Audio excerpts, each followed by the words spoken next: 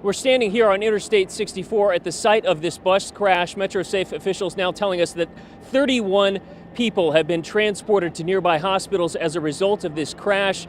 We know there were Wagner High School students on board. They had been on a college visit today.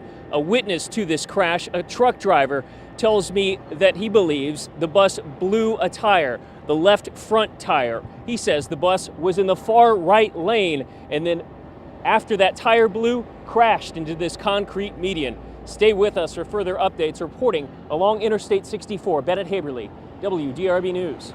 This is the scene along West Broadway near 26th Street. You can see throngs of people have come out to celebrate Louisville's national championship, the first one since 1986. LMPD has been out.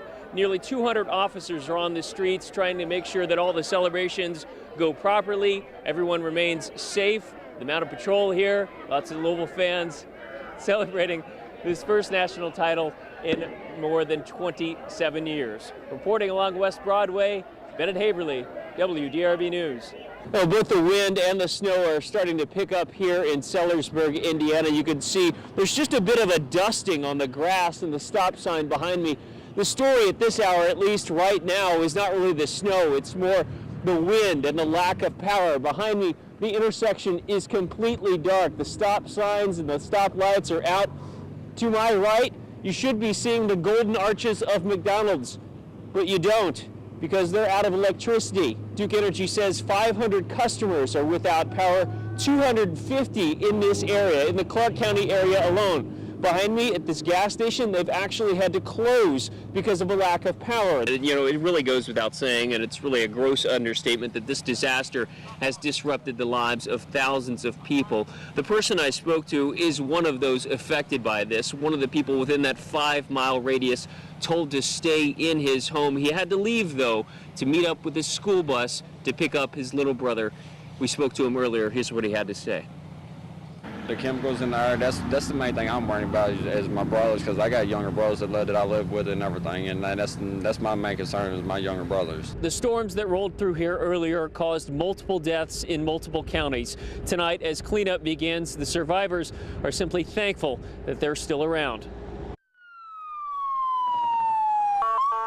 A path of destruction tore through Henryville, Indiana, destroying homes, buildings, a high school, and causing multiple deaths across several counties. Just everything was beating around our heads, but thank God we made it. I looked up and I was talking to my daughter across the street, and I looked up and I just seen debris everywhere. And next thing I knew, I was like, I thought it was a dream. It just couldn't be real. Cell phone video captured the tornado rolling through town. Brenda Hall sat in a rocking chair after losing most of her house. What do you make of all this? I don't know. I'm glad to be alive. That's all. This is essentially the tornado's path here in Henryville, Indiana. The destruction stretches from here and several miles to the east. This is also what came with it, baseball-sized hail. The cleanup here is going to take a while. Henryville's high school and elementary school were completely demolished. The only thing I can tell you is I'm getting reports, obviously, from several counties here that we were set up in, and what we are hearing is multiple fatalities. Indiana State Police are urging people to stay home as others still search for loved ones and try to assess the devastation. Authorities are urging people not to be gawkers. If they don't have to be out tonight, simply go home. And if you need help, you're urged to call Indiana State Police. Reporting from Henryville tonight, Bennett Haeberle, WDRB News.